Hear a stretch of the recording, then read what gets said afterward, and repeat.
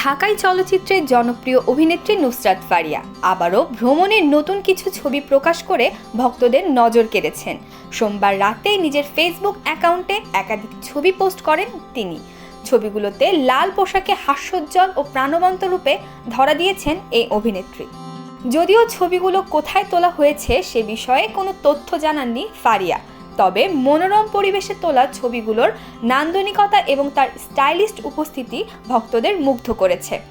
পোস্টটি প্রকাশের পর অল্প সময়ের মধ্যেই হাজারো প্রতিক্রিয়া ও অসংখ্য মন্তব্য জমা পড়ে।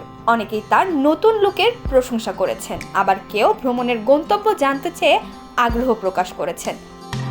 সামাজিক যোগাযোগ মাধ্যমে নিয়মিতই ব্যক্তিগত মুহূর্ত, ভ্রমণ এবং কাজের বিভিন্ন আপডেট শেয়ার করেন নুসরাত ফারিয়া।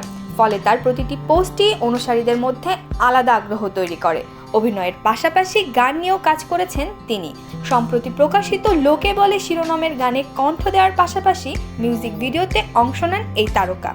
নতুন ভ্রমণের ছবিগুলো প্রকাশের মাধ্যমে আবারও আলোচনায় উঠে এসেছেন নুসরাত ফারিয়া। তার অনুরাগীদের ধারণা, শিগগিরই নতুন কাজের পাশাপাশি ভ্রমণের আরও কিছু সুন্দর মুহূর্ত সামাজিক যোগাযোগ মাধ্যমে ভাগ করে নেবেন তিনি।